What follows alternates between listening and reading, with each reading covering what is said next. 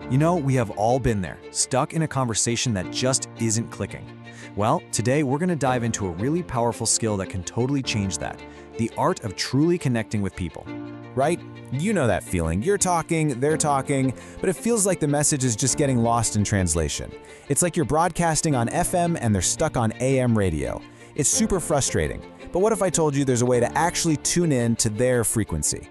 So this disconnect, there's actually a name for it. It's the communication gap. Think of it as this invisible space between two people where understanding just evaporates. We've all fallen into it, and it's the main reason some of our most important conversations end up falling completely flat. And here's the funny thing, we spend so much time focusing on crafting the perfect thing to say, but the reality is, that's only half the equation. You know, real communication isn't just a broadcast, it's a feedback loop. If the other person isn't getting your message the way you meant it, did you really communicate at all? It's a good question. Okay, so how do we bridge that gap then? Well, this brings us to the core idea we're talking about today, a really powerful technique called calibration.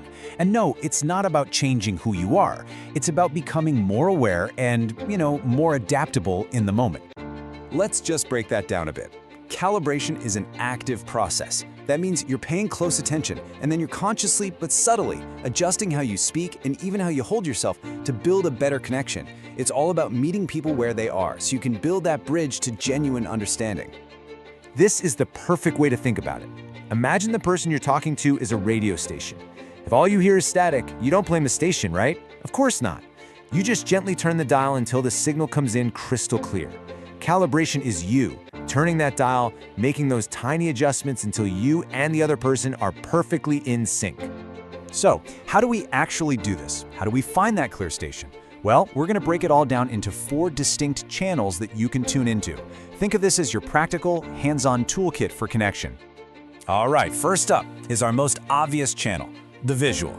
This is literally everything you can see with your eyes. All that non-verbal information that's constantly being broadcast in any face-to-face interaction.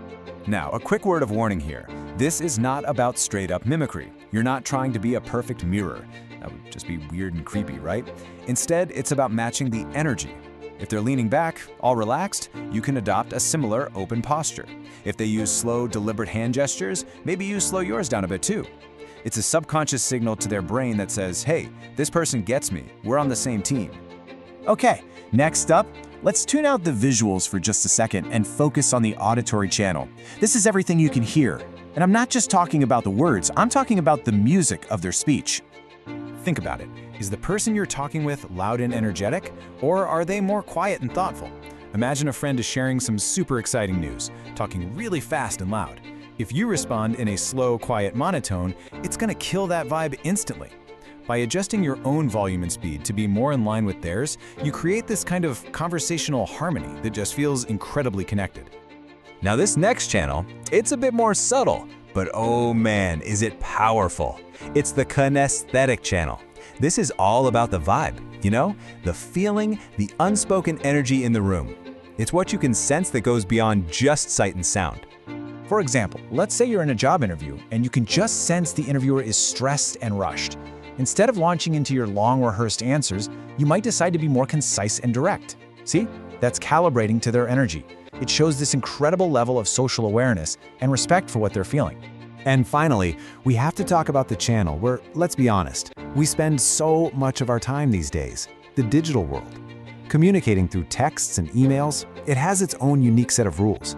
And calibrating here is absolutely essential if you want to avoid misunderstandings. This is such a simple but super effective checklist. I mean, if someone takes a full day to reply to your email, firing back in 2 minutes might feel a little intense to them. If they write in formal, full sentences, replying with K, thanks, could come across as dismissive. And yeah, you gotta pay attention to the emojis. If they're using them, that's basically an invitation for you to be a little more personable too. It's the digital version of a smile. So, we've got our 4 channels now: visual, auditory, kinesthetic, and digital. And when you really start paying attention and calibrating across these different channels, something amazing begins to happen.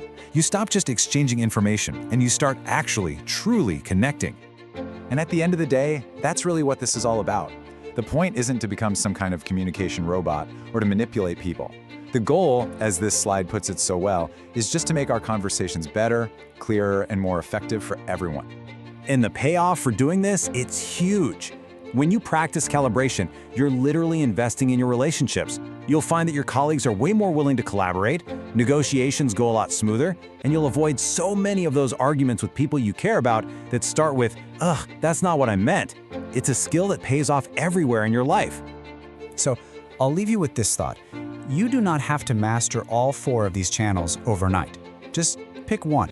This week, are you going to try to focus on the visual cues in your meetings? Or maybe the rhythm of your phone calls? Or even just the digital etiquette in your texts?